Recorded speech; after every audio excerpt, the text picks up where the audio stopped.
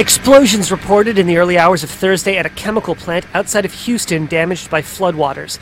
The Arkema facility in Crosby, Texas, makes organic pesticides and stores volatile compounds that need to be kept refrigerated.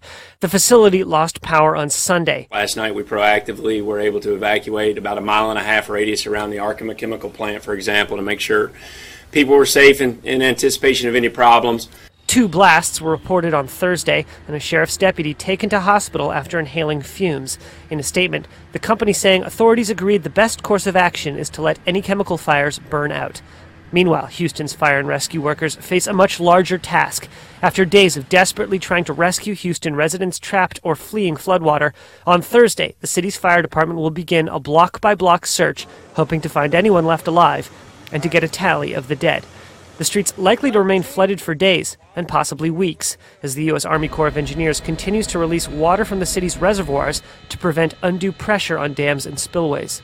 Since the reservoir is at peak, we shouldn't generally see any higher amounts of water in this area right here. So if water is not in your house in these areas right behind us, it probably will not get into your house.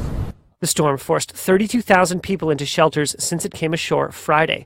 Harvey was the most powerful hurricane to hit Texas in 50 years. Houston wasn't prepared. The government wasn't prepared.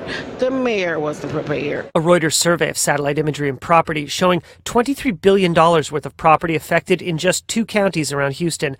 Estimates for total damage range up to $75 billion. Signs of life returning to the ravaged city. The first flight out of Houston since the storm taking off on Wednesday. Thousands of people just stranded. We were lucky enough to find a hotel since Saturday. And the city's NFL team was finally able to return from Dallas. But the Houston Texans' preseason home game against the Cowboys scheduled for Thursday remains canceled.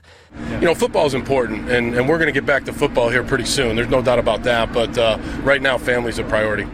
Tropical Storm Harvey continuing to weaken as it moves inland over Louisiana and Mississippi, where it's forecast to dump 4 to 8 inches of rain.